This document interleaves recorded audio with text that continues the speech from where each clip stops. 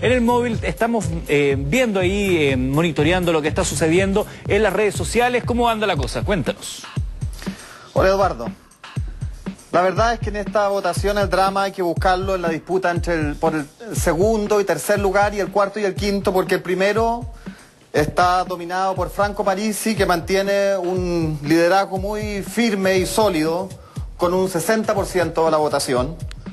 Se han registrado 4.500 votos hasta el momento, lo cual es una cantidad bastante considerable de votos. Y luego, entre el segundo y tercer lugar, está una disputa entre José Antonio Gómez y Jimena Rincón. José Antonio Gómez con 17%, Jimena Rincón con un 15%. Y luego, en el cuarto lugar, Andrés Velasco con un 4% de los votos, y en el quinto lugar, Tomás Jocelyn Holt con un 2% de los votos. Cristóbal, estoy hablando con Cristóbal Lorenzano, gerente de estudios de Conecta, quien es la empresa independiente que está haciendo este seguimiento a las redes sociales. Cristóbal, cuéntanos una vez más cómo es posible votar en esto que tú estás señalando con porcentajes. Tienen que votar usando el signo gato y luego poner el apellido del candidato por el cual están votando. Es decir, voto Parisi, voto Gómez, voto Velasco, voto Rincón, voto Jocelyn Holt. Voy a explicar solamente una diferencia entre los gráficos que nosotros estamos mostrando, que se ve en esta pantalla y se ve en el sitio web de La Tercera. Nosotros estamos midiendo dos cosas distintas.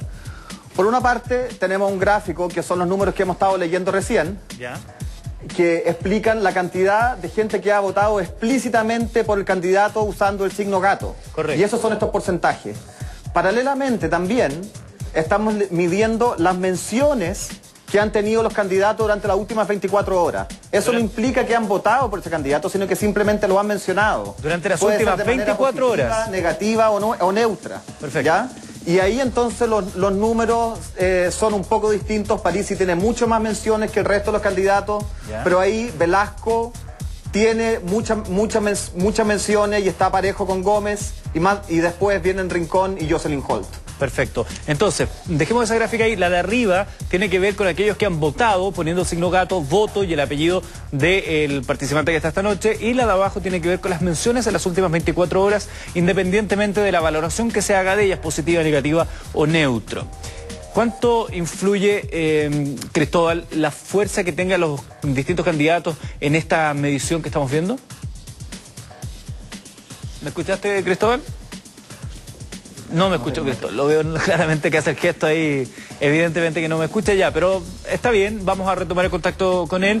La gente también participa poniendo gato, el signo gato en Twitter, voto y el apellido de la persona que les gusta y que consideran que lo está haciendo mejor en este debate o que es de su simpatía. El siguiente tema es la reforma tributaria. La reforma tributaria también ha estado en las noticias. Acá, por ejemplo, tengo esto. Pulso Economía, lista reforma tributaria. Gobierno elevará 20% impuestos a las empresas y bajará el de las personas. Este es uno de los titulares que surgió cuando se dieron a conocer las reformas que pretendía el gobierno. Algunos dicen que es un maquillaje, una cosita simple. Otros dicen que no, que va a la senda correcta, por lo menos aquellos que lo proponen. Queremos saber de nuestros candidatos de esta noche, ¿qué proponen ellos como reforma tributaria? Porque hay muchas cosas, hemos escuchado todo el primer bloque del programa, que hay muchas cosas que financiar y que tienen que ver con la pobreza, tienen que ver con la educación, tienen que ver con muchas otras temáticas. Parte, hablando de su propuesta sobre reforma tributaria, José Antonio Gómez.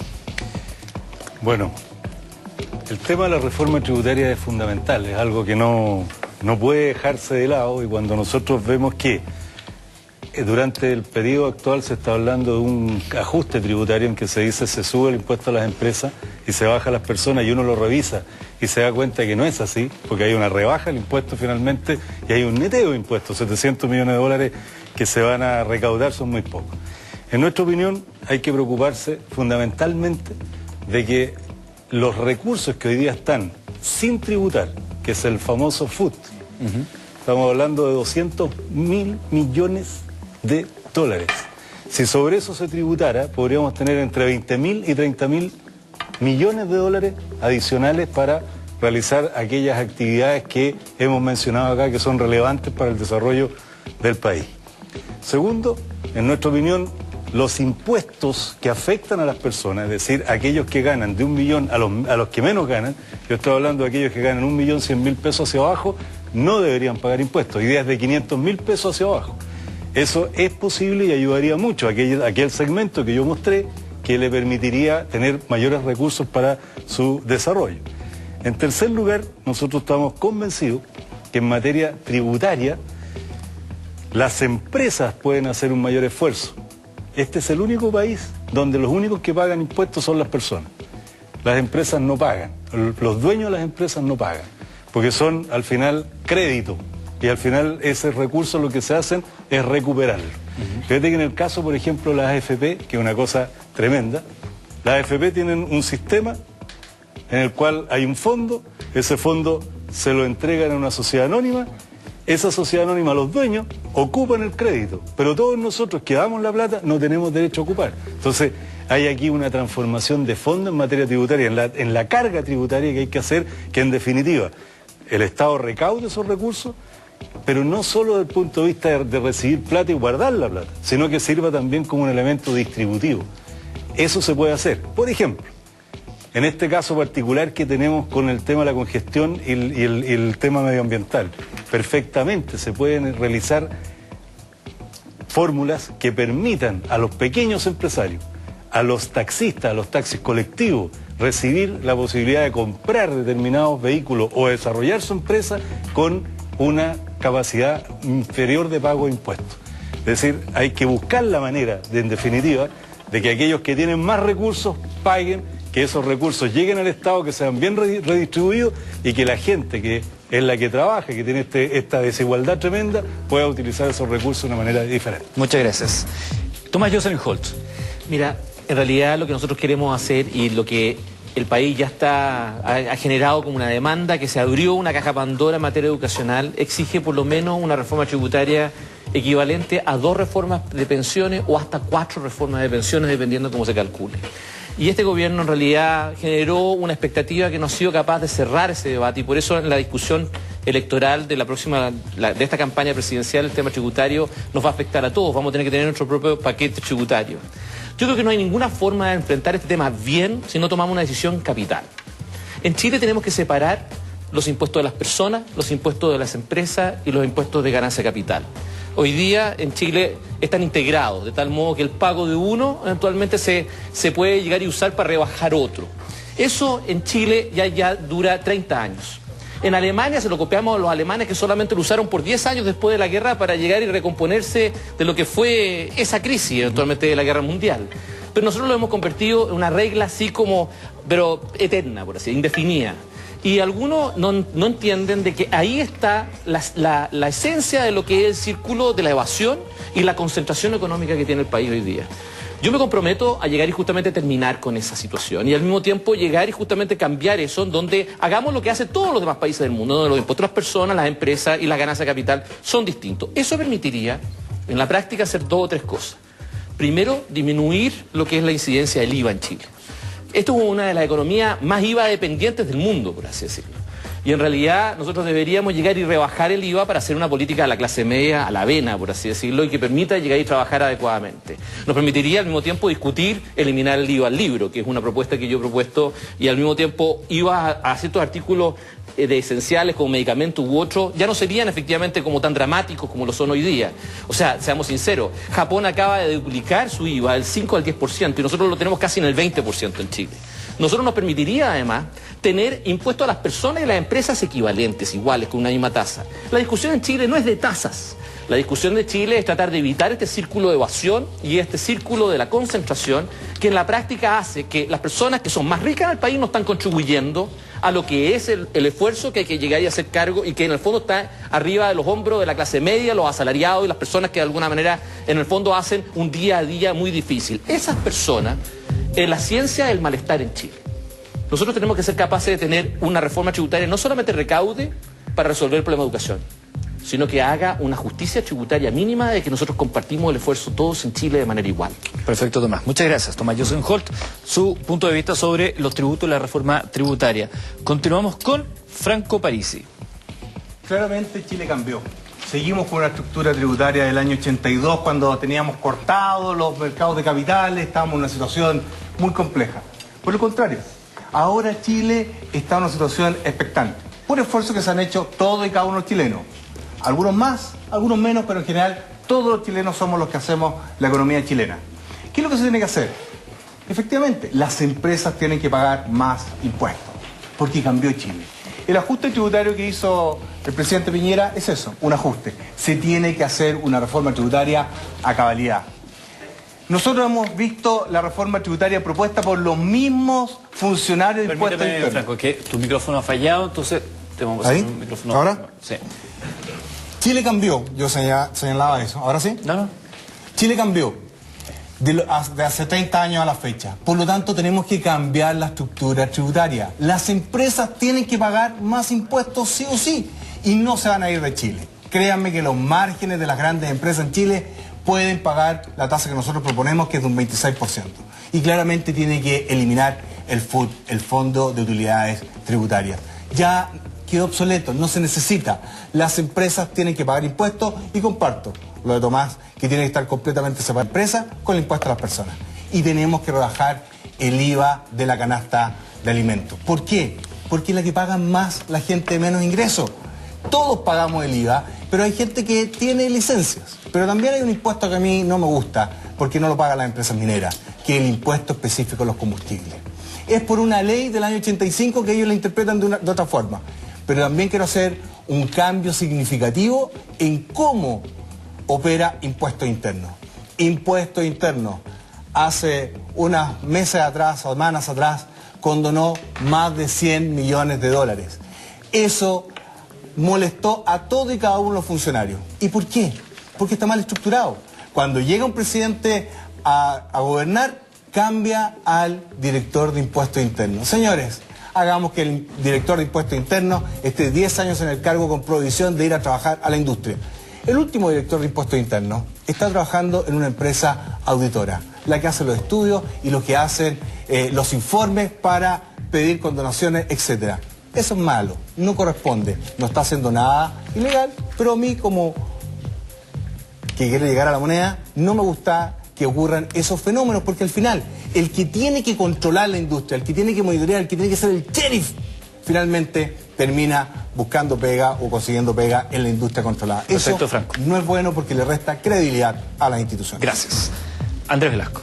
Eduardo, yo celebro que pongamos este tema en parte porque es muy importante, hay pocos tan importantes, en parte porque a mí también me apasiona. Yo ayudé a construir la reforma tributaria más grande que se ha hecho en democracia, que fue el año 90-91, cuando yo era jefe de gabinete del ministro de Hacienda, y como ministro me tocó impulsar no un proyecto de ley, 20 proyectos de ley con cambio a los tributos.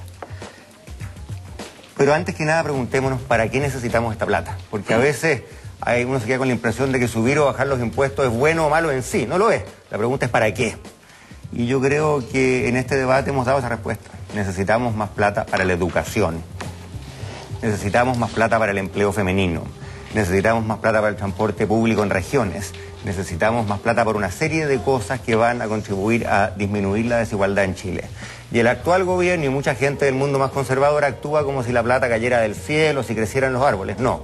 La única manera que tienen los gobiernos de hacerse de más recursos permanentes es a través de los impuestos. ¿Cómo debería ser esta reforma? Yo no me quiero enredar en los asuntos técnicos de esta tasa o la otra, pero vamos a los principios. Principio número 1, tiene que ser justa. El sistema tributario tiene que ser justo y una manera muy intuitiva de verlo es que el dueño de la empresa pague más que el auxiliar en la empresa.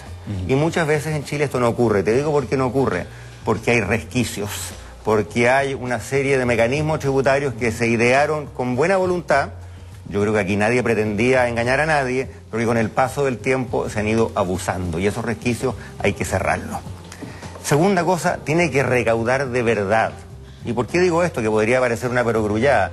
Porque la reforma tributaria o el ajuste o qué sé yo, pongamos el título que ustedes quieran, del actual gobierno no recauda nada. Y de hecho no solamente no recauda, no hay que olvidarse que para el terremoto se hizo otro cambio tributario y en ese entonces se subieron algunos impuestos por 4 años y se bajaron otros impuestos para siempre. y por lo tanto no solamente esta no recauda, la anterior bajó la carga tributaria y en neto el Estado va a quedar o en cero o a salir para atrás, y eso no puede ser. Entonces yo creo que no nos vengan de nuevo con el cuento del tío, hagamos una reforma que efectivamente recaude. Tercero, hagamos bien la reforma. Y eso implica que hagámosla de un modo que no afecte el empleo de las mujeres y de los jóvenes. Porque las reformas se pueden hacer bien o se pueden hacer mal. Y yo quiero ir más allá incluso. Quiero decir que toda ley que pasemos en Chile, toda propuesta que se ponga sobre la mesa, pase por un sedazo. ¿Cómo afecta al empleo de las mujeres y los jóvenes, que es el gran problema que tenemos en Chile? Y por último, que sea una reforma verde. Todo el mundo va para allá.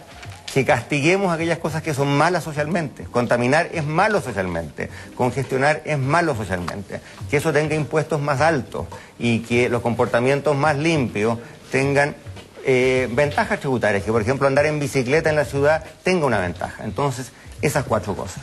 Ahora quiero terminar con una reflexión, que es la siguiente. Alguien podría preguntarse, bueno, si esto es tan obvio, estamos todos de acuerdo, se han hecho muchos cambios, yo hice 20, pero ¿por qué no se hizo más? De todos estos resquicios que había, ¿por qué no se han cerrado todos? Yo quiero contar mi experiencia. No se han cerrado todos porque mandamos algunos proyectos en los cuales tuvimos éxito, y a mí me tocó varias veces que por 1 o 2 votos y fruto del lobby de los sectores interesados, los proyectos se caían. Cuento una anécdota nada más. Hoy día tenemos muchas leyes para las pymes, que es una buena idea tener leyes para las pymes, pero ¿qué pasa? Hay gente ingeniosa, por no decir derechamente malintencionada, que la empresa grande la disfraza de pyme y paga los impuestos de la chica y no la de la grande.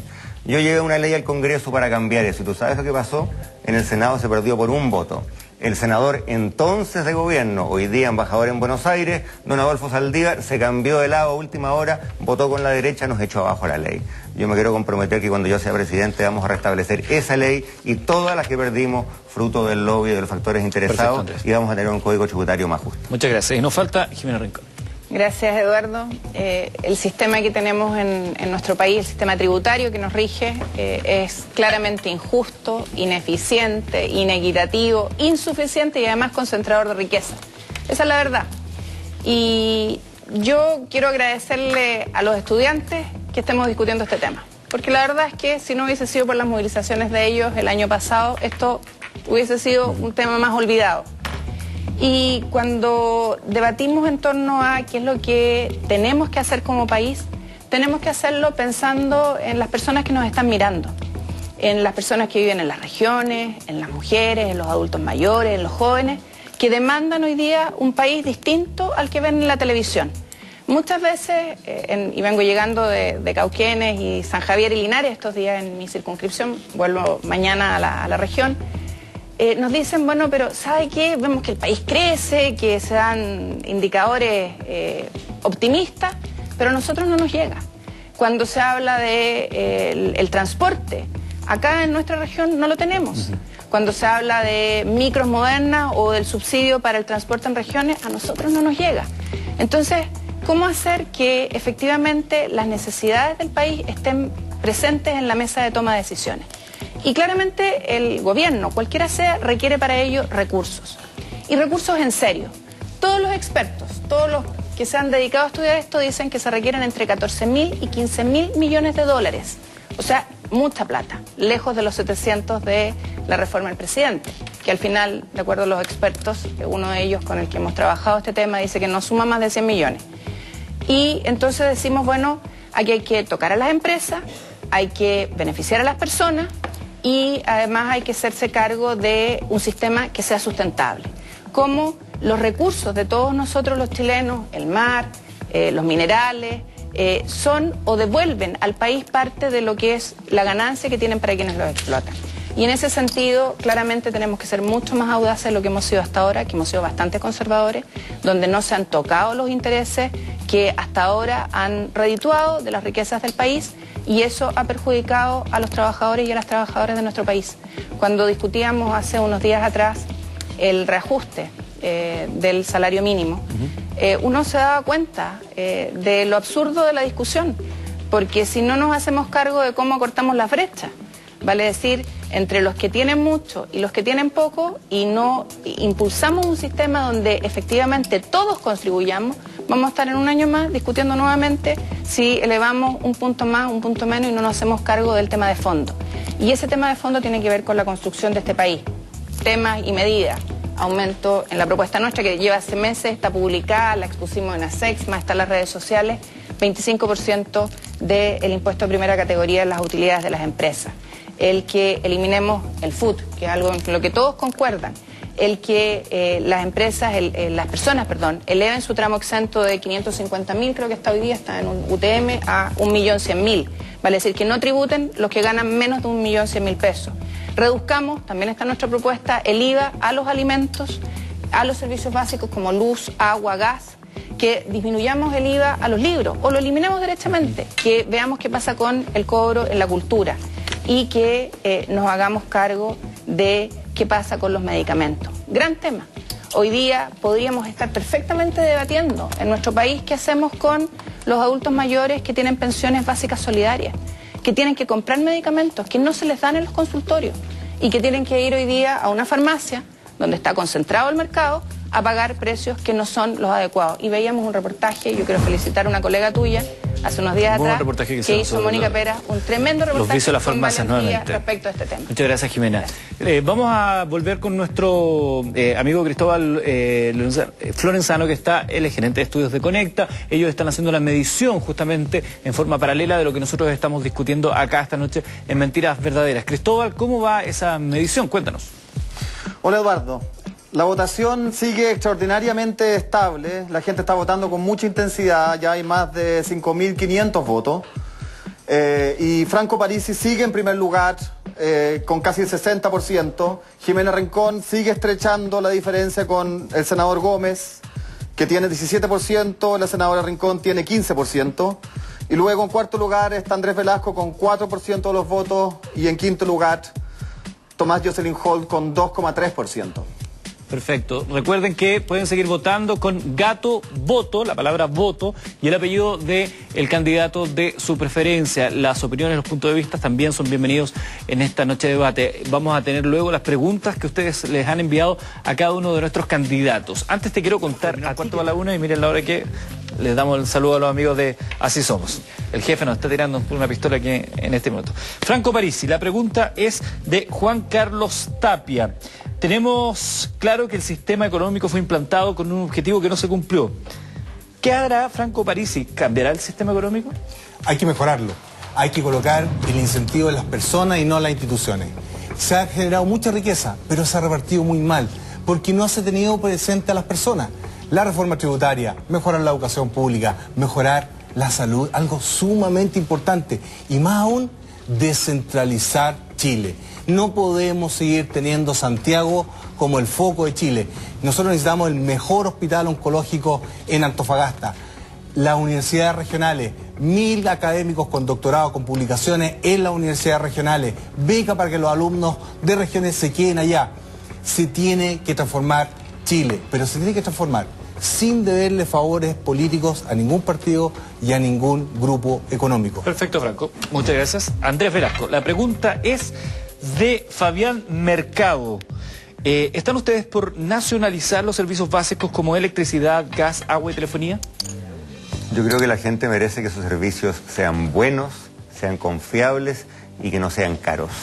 Y para eso lo que hay que hacer es que hay que tener un sistema regulatorio fuerte, estricto, con los colmillos necesarios. Cuando yo era ministro avanzamos en mejorar algunas de estas cosas, pero yo quiero ser muy franco, no todas hoy día son tan buenas como lo deberían ser. Necesitamos mucho más regulación, necesitamos asegurarnos que las tarifas sean justas y necesitamos además que el servicio sea mejor.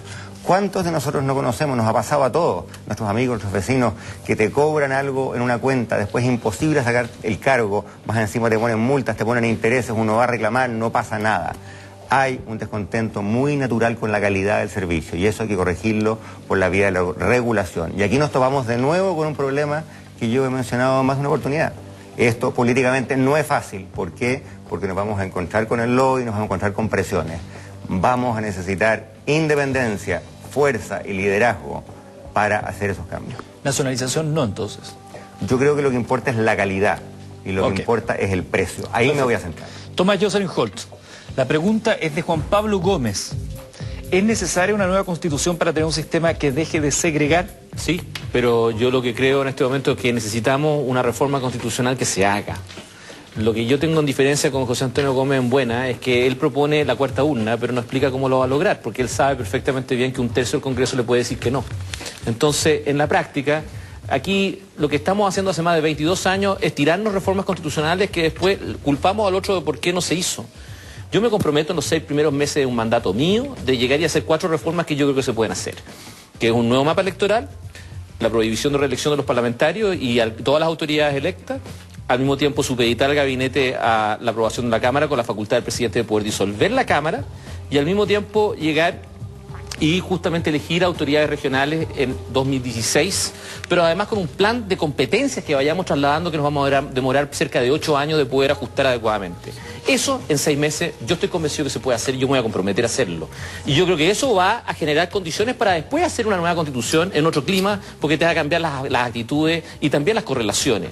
Pero mientras tanto yo supongo que hay otros que quieren llegar y justamente seguir como teorizando sobre reformas constitucionales. Y yo le pregunto a José Antonio derechamente en eso, en Buena, ¿cómo va a hacer la cuarta urna con un tercio del Congreso que te puede decir que no a una reforma integral de una Asamblea Constituyente? Muchas gracias, Tomás Josenhot. La pregunta para José Antonio Gómez es la siguiente, de José P. Miranda.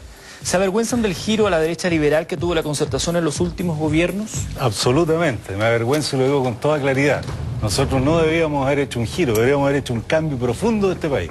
Y para eso tendríamos que haber tenido la voluntad política, haber tenido los votos, que no los tuvimos porque este país está empatado, y eso significa hacer cambios muy de fondo. Y un cambio muy de fondo en la cuarta urna, para contestarle a Tomás. ¿Cómo? Lo voy a explicar. Todas las normas que tú señalas que quieres presentar en los primeros 6 meses requieren de los votos de los parlamentarios. Sí, claro. Lo que, por lo tanto, va a ser muy difícil que los parlamentarios hoy día, los que tenemos, que se van a empatar, porque si no hay un cambio al binominal, no se van a cambiar. No. Nosotros tenemos presentado lo que es la no reelección de los parlamentarios, no se ha votado una sola vez. Pero no me has ¿Cuál es la contestado. cuarta urna? Te voy a explicar cuál es. Lo que nosotros planteamos es que en la próxima elección presidencial existan votar para diputado, senador, presidente y cuarta urna. ¿Cómo lo hace? ¿Cómo lo vamos a hacer? Vamos a presentar el proyecto de reforma constitucional y ¿qué va a pasar? Que la ciudadanía, si es importante, hacerle caso y el empoderamiento de la ciudadanía que le exija a cada parlamentario de su distrito que vote. ¿Por qué? Porque le estamos pidiendo al Parlamento, que lo único que haga es permitirle a la ciudadanía votar y decidir. Es la única manera, no hay otra. José Antonio, perfecto. Se me salió un poquito de la pregunta. Voy con Jimena Rincón primero. Yo quería decir algo porque a mí me Tiene parece que ser que muy se breve, dijo por favor. algo que la verdad que no es correcto. Yo creo que hay 2 tipos de servidores públicos, los que asumimos los gobiernos, las responsabilidades que tuvimos y los que no. Yo quiero decir que yo fui parte del último gobierno antes del gobierno actual y me siento orgulloso de haber sido parte de ese gobierno. Y yo no solamente descarto totalmente la derecha liberal, por favor, veamos qué decía la gente. A la gente le preguntaba en el año 2009, en medio de la tremenda crisis internacional, ¿usted cree que este gobierno tiene buenas políticas económicas? 2 de cada 3 decían que sí. ¿Usted cree que este gobierno ha avanzado más que ninguno en la protección social? La inmensa mayoría decía que sí. Yo asumo mi responsabilidad y además le hago caso a la gente. Y lo que la gente dijo en esa materia está claro. Perfecto. Jimena Rincón, Yo la asumo mi pregunta. responsabilidad también, es que esto es muy importante. Pero quiero decir que si nosotros hubiéramos hecho lo que había que hacer, tendríamos educación pública, gratuita, de calidad y laica. Porque si los recursos se hubieran puesto, si hubiéramos hecho las reformas tributarias cuando tuvimos los votos y no lo hicimos, eso fue por responsabilidad nuestra. Y eso hay que decirlo de cara a la gente.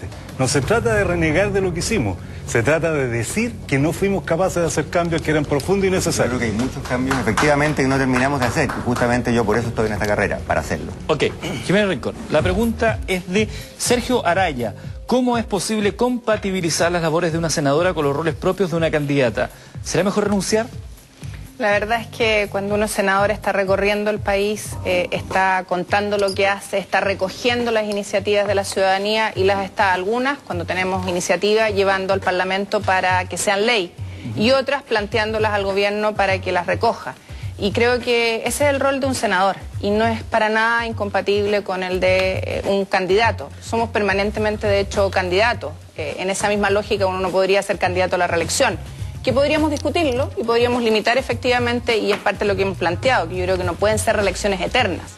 Pero creo que no es incompatible. Los senadores, los diputados no manejamos recursos públicos de asignación, de proyectos, de licitaciones, para nada. Yo creo que Es parte de la política, de la buena política, de la sana política, y lo que hemos perdido es eso, el ser capaces de hacernos cargo de nuestro rol, de recogerlo en el recorrido por el país y de plantear la transformación que queremos hacer, de ver lo que hicimos mal hacia atrás y plantear las correcciones hacia adelante. Yo creo que en ese sentido, orgullosa de lo que se transformó el país y obviamente con un sentimiento de que no se hicieron transformaciones suficientes, de que hay desigualdad. Y eso es algo que en nuestro gobierno no fue suficiente. Ok, Jimena, muchas gracias. Viene la pregunta que dejamos planteada también que tiene que ver con la marihuana. Antes le quiero contar a ustedes que están en sus casas que cuando llega nuestro amigo, él viene acá, tira corazoncitos para todos lados, él cayó rendido igual que todo frente a los encantos de la conexión de Entel. Es que cuando tu smartphone ama su conexión, tú lo disfrutas más. El nuevo Samsung Galaxy S3 llegó para enamorar a cualquiera. Pídelo a costo cero, contratando cualquier plan multimedia desde 69.990 pesos mensuales. Porque más conexión es más smart. Entel, vivir mejor conectado. Esta es la última pregunta que les vamos a hacer. La pregunta es, ¿ha consumido marihuana y si está a favor de despenalizar o no? Jimena Rincón. A ver, hoy día, claridad, no está penalizado consumir en nuestro país. Forma individual y todo. Pero es que, ¿sabéis qué? Aprovechando el nombre del programa, Mentiras Verdaderas, porque claro, somos de doble estándar sí, claro, en Chile. Absolutamente. No está penalizado consumir, pero sí es un delito, ¿no es cierto?, la compra y venta, y ese es un tema que hay que resolver. ¿Ha fumado marihuana? Sí, la probé, por cierto. ¿La no probaste? soy consumidora. ¿Pero la probaste? Sí, la probé. ¿Estarías dispuesta a legalizar? Creo que hoy día, fíjate que hice el ejercicio en San Javier y me hubiese encantado poder pasar la imagen, porque al final estuve entre tantos talleres como con 100 mujeres de distintos talleres. ¿Qué ejercicio hiciste? Preguntarles qué opinaban de esto, qué opinaban? porque fíjate que fue bien entretenido el ejercicio. Primero no se escandalizaron por la pregunta, ¿ya? Eran mujeres adultas mayores. ¿Ah? Perfecto. Segundo, Jimena, hablaron, es pero que tiene que perdona ser muy porque es cortito porque si no, no importante, vamos a pero es que alcanzar. es importante, Eduardo. Segundo, hablaron del rol de los papás y las mamás, de cómo educamos para que los consumos sean siempre dentro de un contexto. Pero en tu línea de campaña, ¿está el tema? Creo que hay que debatirlo, no está el tema. Franco París, ¿ha fumado marihuana? No, ¿Nunca fuma marihuana? no, nunca lo he necesitado. ¿Estaría dispuesto a...? Sí, nosotros hemos estudiado el legalizar? tema y nos gusta mucho el modelo holandés 2, el que se aplica a partir de este mes en ese país. Perfecto. José Antonio Gómez, ¿ha fumado marihuana? Mira, yo lo he discutido mucho con mi familia el tema de la marihuana. Por supuesto, cuando era joven la probé. Era imposible en los años 70 no hacerlo. Pero no es el tema de fondo. Yo creo que el tema de fondo en esto es que no es un tema si despenalizamos o no la marihuana, sino que hay que preocuparse de no penalizar a aquel que fuma, incluso al adicto, porque eso no es un criminal. Habría que tener un sistema de salud que los pueda proteger, resolver. Y sí atacar con toda la fuerza del mundo a los narcotraficantes, a las organizaciones criminales. Y una cosita, en el próximo programa pide la Rosa en que nos deje un sofá más cómodo, sí. No, broma. Tomás Jocelyn Holt, ¿ha fumado marihuana? A los 12 años. Y en realidad, a los 12 años. De 37 años después, ninguna, efectivamente. Pero ¿Solo sí a los 12 años? Y no desde poco, los así 12 me terminaron mandando a Chile mis padres justamente por eso. Así que al final no fue un tema menor, no fue un tema chico en mi casa. Creyeron que en Chile no existía marihuana, pero no consumí nunca más después. ¿Se penaliza en tu gobierno? O sea, no solamente eso, yo quiero cumplir la ley, pero además quiero llegar y tomar decisiones que dependen del presidente y no necesitan de aprobación del Congreso. Nosotros tenemos 80.000 detenciones al año, que en realidad el 70% de ellas son por consumo y tenencia y no son por tráfico. Solo el 17% de esas detenciones son por tráfico y no tienen nada que ver con la hebra que se descubre en base al consumo. En mi gobierno se van a tomar 3 decisiones. Cuando se asuma, primero es traspasar las fórmulas menos tóxicas de la marihuana, las que no son más prensadas, a la lista 2. No es lógico que estén en la lista 1. Segundo punto, hacer efectivo lo que decía la Jimena, que el consumo no está penalizado en Chile, y hacerlo cumplir. Y tercero, no llegar y perseguir lo que es el autocultivo. En Chile, todos los actos preparatorios para el homicidio y la violación no son castigados, curiosamente. Pero en Chile, curiosamente, el autocultivo es castigado. Entonces, eso es ridículo y hay que llegar y corregirlo. Mi única diferencia con Franco en ese punto es lo siguiente, porque el modelo holandés que él menciona supone que se pueden llegar y vender marihuana en cafés. Tomás, Y eso es algo que yo creo que en Chile no. Y el tercero, necesito Andrés Velasco, ¿ha fumado marihuana? He fumado marihuana cuando ¿Se joven. despenalizaría en tu gobierno? Yo creo que no me gusta el debate que hemos tenido. Yo leo en los diarios últimamente que el país discute si el senador Rossi debió o no debió haberse fumado un pito. A mí me preocupa otra cosa, creo que la gente que está en la casa también. Tenemos barrios enteros tomados por la violencia del neopren, la violencia de la pasta base, la gente que no puede salir de su casa por el temor. Ahí hay que poner el foco de la política pública. Pero con la marihuana en particular... Con la marihuana lo que pasa es lo siguiente, que tenemos una mentira verdadera. Porque se dice que no está penalizado, pero en la práctica, ¿qué es lo que ocurre? A un joven que lo pillan en un parque, pregúntale tú cómo lo pasa, pregúntale tú muchas veces cómo se le abusa. Entonces yo creo que tengamos una ley que eso lo trate como corresponde, pero en el fondo dediquémonos realmente a lo que hay que hacer, combatir el narcotráfico y la violencia. Perfecto. Yo no soy candidato, así que voy a dar el pase a Conecta. Está ya nuestro Cristóbal. Yo sí, he fumado, obviamente, he fumado. Y si fuera presidente, también despenalizaría el... Querías decir, seguiría fumando. No. Eso llega hasta senador. Vamos con Cristóbal. Vamos con Cristóbal. Adelante, Cristóbal. Cristóbal. Hola, Eduardo. ¿Ha fumado marihuana? Tenemos los resultados finales entonces, de la encuesta. Cristóbal, transparencia aquí. ¿Ha fumado marihuana? No, nunca. ¿Y ahora? Tampoco. Ya, ok, perfecto. Ya, resultados finales. Tenemos el resultado predecible tal como se dio a lo largo de toda la votación. ¿Ya? Franco Parisi, un 59%. Perfecto. Fallo fotográfico entre el segundo y tercer lugar, el senador Gómez y la senadora Rincón. 16,5 el senador Gómez, 16,3 la senadora Rincón. Luego, en cuarto lugar, Andrés Velasco con 4,7 y en quinto lugar, Tomás Jocelyn Holt con 2,5% de los votos. Se emitieron 6.500 votos durante el programa. 6.500 votos en redes sociales, entonces, es lo que hemos recogido en ese gráfico que está viendo usted ahí. ¿Algo más querías agregar? Sí, tenemos algunas claves de qué tipo de razones o aspectos destacaron los tuiteros cuando emitieron su voto. En el caso de Parisi, se habla mucho que es un candidato que supone un cambio respecto a los demás y se destaca mucho su rechazo al mundo político. ¿Ya? En el caso del senador Gómez, se destaca su propuesta sobre la cuarta urna y su llamado a una asamblea constituyente. Perfecto. En el caso de Andrés Velasco, se elogia mucho la responsabilidad de su argumento y el rechazo a las posturas más populistas. ¿Ya? En el caso de la senadora Rincón, se destaca el compromiso con el matrimonio igualitario. Y en el caso de Tomás Jocelyn Holt, se valora su propuesta de eliminar el IVA al libro. Perfecto, ahí tienen algunas claves, eso que les sirva a chiquillos también a la hora de establecer sus futuras políticas. Gracias, Cristóbal, que estés muy bien. Gracias a usted, que esté muy bien. Cristóbal Lorenzano, él es gerente de estudios de Conecta, quien nos ha acompañado en esta segunda patita, digamos, de lo que ha sido este debate. Le quiero agradecer a los 5 candidatos que estuvieron esta noche por la valentía de venir a enfrentar al país con ideas, con punto de vista, que es finalmente por lo que hay que valorar a los candidatos. Muchas gracias por la sintonía. Quiero agradecer a aquellos que se dieron el trabajo también de escuchar ideas y prefirieron algo distinto. Les invito a que sigan en la red. A continuación viene Así Somos y recuerde, la nueva transparencia es la honestidad. Eso lo ofrecemos cada noche acá en Mentiras Verdaderas. Muchas gracias al público también. Buenas noches.